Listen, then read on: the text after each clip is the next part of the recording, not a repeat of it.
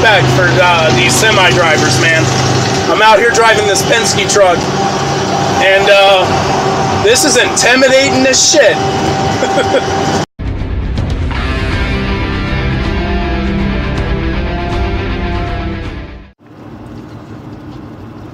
So I had a pretty exciting weekend.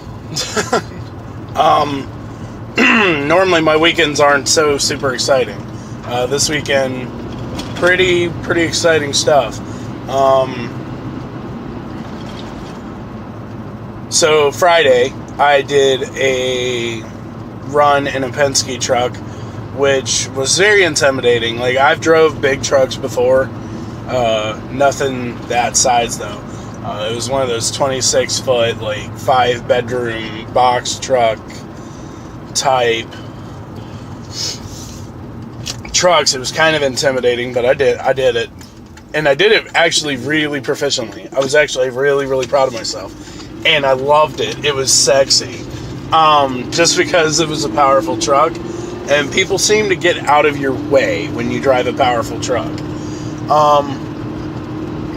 Although at the same time, gave me a lot of different respect for semi-drivers, because like, I get the stupidity of people when I'm driving on average, but the level of stupid when you're driving a big truck is much worse, because those things can't stop on a dime. It takes a lot of, the brake is ridiculous. You have to really push down on it to even get it to semi-start stopping. So it was a definite new experience. Saturday, I had a wedding to go to, which was really beautiful. The reception was super beautiful. Mandy, if you're watching this, congratulations again. Amanda and Donald, they're a really cute couple. Really good set of people. Have really good heads on their shoulders, it seems. And I'm super happy to have been able to be there and share in their celebration of getting married. Marriage is a huge step. I think I've already covered that in my last video. Actually, leading up to the marriage, that was my inspiration for Thursday's video. But super awesome day with that.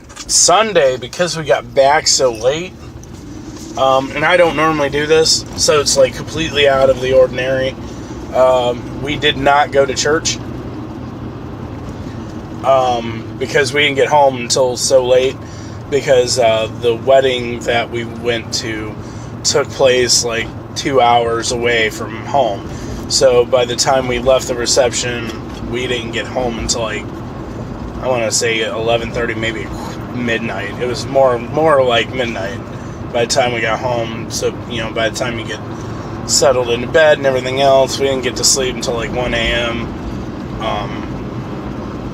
Which for a lot of you out there sounds pretty normal for a Saturday. For me, that's like completely out of my norm. I'm normally in bed by 9:30, 10 o'clock at the absolute latest. Like, absolute latest is 10 o'clock. Just because I'm used to getting up early, I'm used to having an early morning. I prefer to have early mornings. I like getting out of bed early.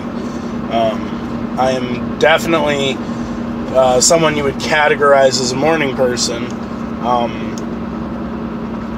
but not so much this morning. I missed out on my cardio because my stomach was not a fan of my diet break on Sunday, so it is what it is. Tonight I do lift, though. Tonight is arms and chest and biceps, so super pumped about that. Now, since I've spent 4.5 minutes of jibber jabber, I don't know, man. Coming off of a weekend like this, it just makes me think about the perspective of things. Like, it makes me realign where I want to be going and what I need to accomplish. I definitely need to accomplish a lot still. I have a child coming. I have a fiance that I'm going to be marrying within the next year and a half. I'm going to say year and a half. Just because she and I both agree that we want to definitely have this baby and get... it's going to sound kind of funny, but get the pregnancy thing out of the way first. This surprise pregnancy definitely threw a hitch in all of our plans, and in a good way. Like, I don't want anyone to think I think any negative anything, because I don't. God knows more than I do. God has a better grip on things than I do. So when it comes to the pregnancy and surprise pregnancies and the babies coming, that's not necessarily my place to say, what's wrong and what's right in that situation. God knows what he's doing. God knows what he's doing beyond me. God knows what he's doing beyond you. So, I mean, like, if you believe, and this is coming from my heart, I hope you do. If you believe in the Creator, you need to know that. You need to know that there are a lot of situations that you're going to find yourself in. There's going to be a lot of junk, a lot of surprises, a lot of good and bad that is going to come up in your life, and it seems like things are just spiraling, right? But they're not. The way this life works, things don't spiral out of control unless you've caused them to spiral out of control. Elsewise, it's just God's plan. I kind of sound like Drake. But it's true. It's God's plan. Like, God designs how he wants to make things happen. And I mean, you do have freedom of choice. You have the freedom to, pick the direction in which you want to go. But just know that whatever direction you go, God's got the ability to use that. So, when you think that you're going one way for one reason, that reason that you picked that way might be different than what God has in mind for that direction that you picked. It's interesting, right? You're always one meet away from meeting the person that you're going to spend the rest of your life with. You're always one job away from the most successful position that you've ever had in your life. You're only one interview away from getting where you want to go. You're only one question away from figuring out stuff that nobody else has figured out in this life. Like, the more and more you think about all the possibilities, that's when you need to start realizing that life is full of them. Life is full of possibilities. So whenever anyone, or yourself for that matter, tells you that it's not possible, or you can't do it, or it hasn't been done, that doesn't mean anything. That just means that it hasn't been done yet. Doesn't mean it can't be. Doesn't mean it shouldn't be. Just means it hasn't yet. And that does not stop, nor dictate, nor control whether you can or not. So, since now I've spent 9 minutes rambling, I kind of feel like this video doesn't have a direction, which is okay, I guess. Here, let me give it a direction. Just know that no matter what, no matter which path you take, no matter what you do, as long as you're applying yourself, you can accomplish it. Because that's the truth. That's the end game in life. As long as you apply yourself, you can accomplish great things. Steve Jobs accomplished great things. Why? Because he applied himself. Bill Gates achieved great things. Why? Because he applied himself. Will Smith accomplished great things. Why? Because he applied himself. Sylvester Stallone, great things because he applied himself.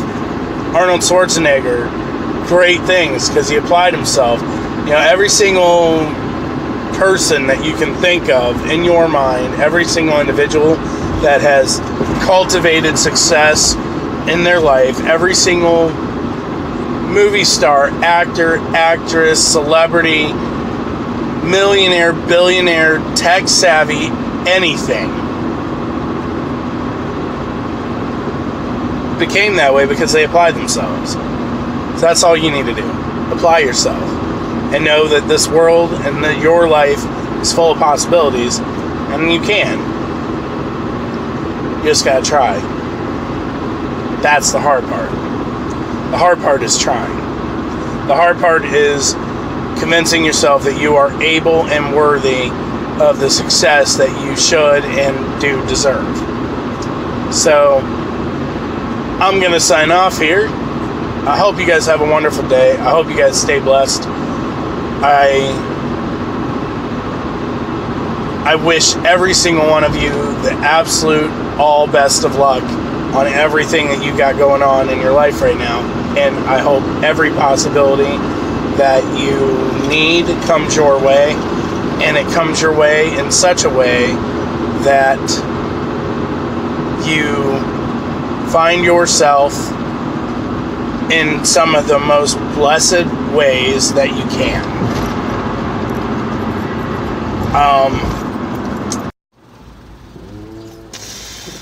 So, I did not lift like I was supposed to.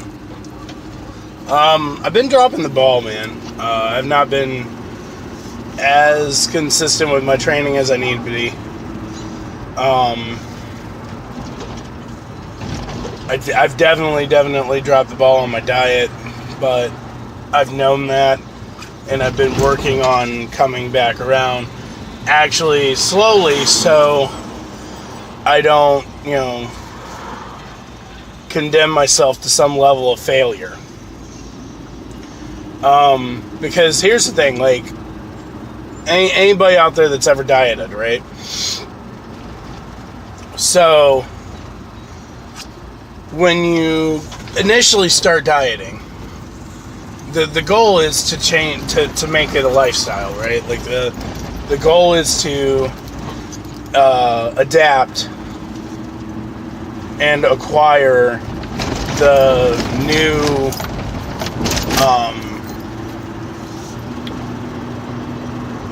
habits of eating healthy, of eating with a calorie deficit. Like, that's what your goal is to do. Your goal is to acquire these traits and then maintain them. The issue is, and this is how a lot of people fail when it comes to dieting. They'll blow their diet by eating something like really ridiculous, and when they blow their diet, they're like, oh, that's it, it's done, I give up. While me, I've learned that, okay, so say like I had a binging weekend, or I just totally threw caution to the wind and ate a bunch of food I shouldn't have. Monday, I'll start getting back on habit. But I won't hold myself to such a stupid standard. And then slowly, hold on, I'm gonna have to pass the semi. Give me just a sec. This is the hard part about doing vlogs on the road. It's this kind of noise right here. There we go. Anyway,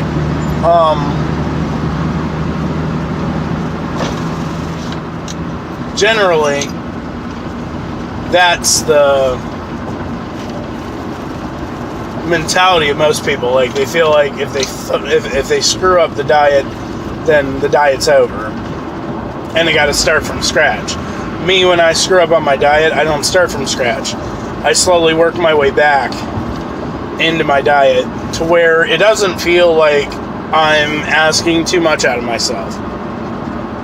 Where I know that, like, okay, you've screwed up, you can't go back in time and fix it. So, like Sunday we ordered pizza. And the reason why we ordered pizza is because there was no real food in the house to be made, and Julie didn't feel like going out to the store. I didn't want her to go out to the store.